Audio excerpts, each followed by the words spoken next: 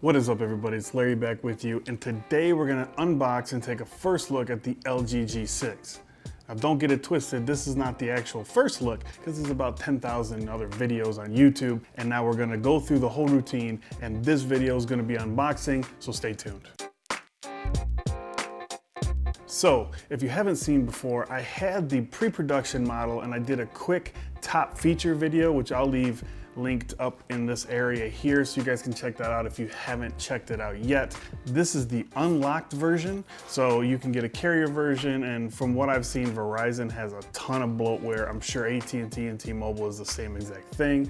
So here is the unlocked version of the LG G6. This one has wireless charging, which I believe is only available in the US, so if you're not in the US, you're screwed when it comes to wireless charging. The biggest thing that I like about this phone is the size compared to something like the iPhone 7 Plus, which I use as a daily driver. The box is almost as big as this phone. This looks to be the silver variant. I'm not a huge fan of the silver, but maybe I'll get lucky and this one won't pick up as many fingerprints as the black, but I'm sure it will. But to combat that, I'll get some skins from SlickWraps. I believe they already have some in the mail for me, so keep an eye out on my Instagram and Twitter feeds, and you can see which skins I put on there and how they look. There's also a link down in the description that you can check out SlickWraps for yourself.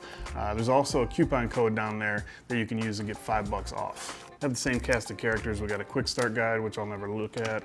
We have the power brick, which has fast charge, so that's cool. USB Type-C, which is a USB Type-A to USB Type-C, and then a SIM ejection tool, and then the actual device. And on the front, it's showing you that it's Quad HD Plus with full vision, because you wouldn't want partial vision on your phone. It's water and dust resistant. Anyways, you have a Qualcomm Snapdragon. I'm not gonna get into all the specs. If you want all the specs, you can find that anywhere. I'm not gonna get into that. I just am curious on how it runs, because every device I've had, except for the Note 7, which I didn't have for long enough to see, any device that I have with a skinned version of Android always runs really snappy at the beginning, but then after 4, 5, 6 months, it bogs down so ridiculously slow that it's a joke. So you have a single down-firing speaker with USB Type-C at the bottom, the 2 cameras on the back, one wide, one regular, and then you have the front-facing, which gives you a wide and a regular angle if you want to do a selfie with a bunch of people. Look at the size comparison of these two. I mean, it's ridiculous. And this is a larger screen. So this full vision Quad HD Plus screen is 5.7 inch diagonal, and it's an 18.9 aspect ratio, which like I heard somebody say is great for everything except for consuming video, because video is most of them is in 16.9, and so you're gonna have black bars on each side.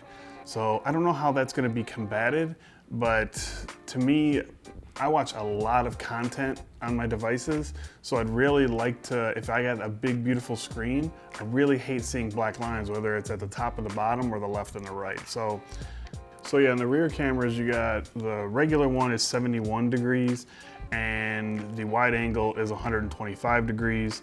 Both of them are 13 megapixels, but the standard one is f1.8. and the wide angle is f2.4. So the wide angle, you're gonna get a lot less pretty pictures in low light, so keep that in mind. And the front camera is a 5 megapixel with an f2.2. So again, low light's not gonna be great, but if you're taking a selfie, why are you doing it in low light?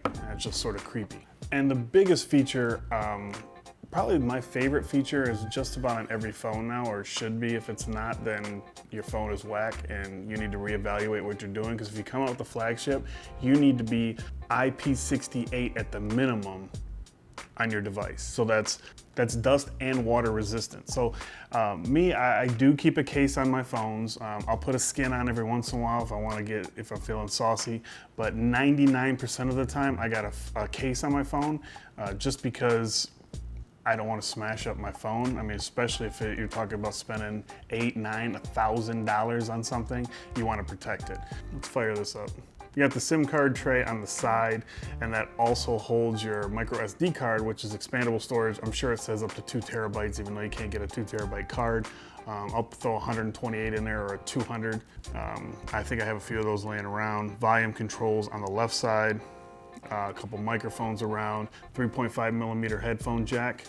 Talking to you, Apple, but I really don't care about that. I use Bluetooth headphones like across the board, whether it's my Bose or with my iPhone, I always use my AirPods. You have your fingerprint scanner and your on-off button, fingerprint reader, and the on-off button in the back.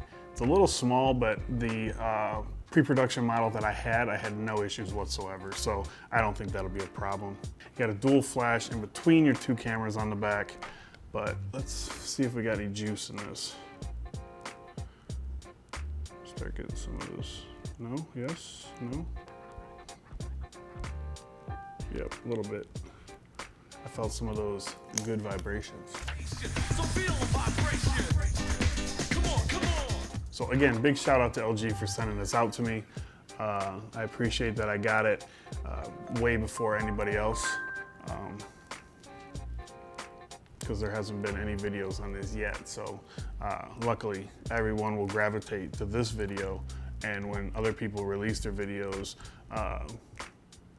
nobody will watch it because they'll have already seen the ultimate unboxing and first impressions here. So big ups.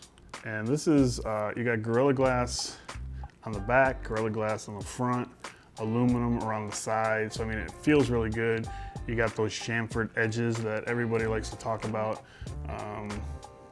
around the sides, which makes it look good in product shots and whatnot, and make it feel a little bit better when you hold it in hand, because when you say in hand, you have to say in hand when you're doing a review. So look at the side. Should I turn this one down? This one's already down. That one I can't turn down yet. But just the size of the overall phone compared to screen size. I mean, the iPhone just got that huge chin and forehead that I'm hoping they're gonna take care of in the next iteration of the phone. So first impressions is, it's a beautiful phone. It's nice and small. It feels like you have like an iPhone 7 in your hand, but yet you have a screen bigger than the iPhone 7 Plus. That's gonna be about it. I'm gonna be doing probably some camera tests, like a full review, which will be just basically my impressions. So if you guys would like to see that, make sure you hit the subscribe button down below. You can hit the little bell next to the subscribe button, and that'll alert your phone when I upload a video, so you don't miss anything, because sometimes, you know, YouTube gets funky and stuff gets lost in the mix. Again, make sure you guys are following me on Instagram and Twitter. It's at GeekyNerdDad. There's links down below to get to it quickly, and I'll be showing you different things that I'm doing, different accessories that I'm using before the next videos come out. But stay tuned, because I have a ton of cases for these from Poetic Case and VRS Designs. So that video will probably be dropping in the next couple of days. So if you're interested in cases for the G6, make sure you stay tuned. And as always, thanks for watching, and I will talk to you guys in the next video.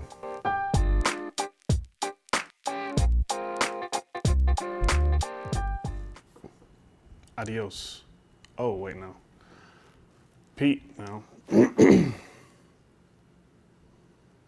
I am Tomas. I will see you in next video. No.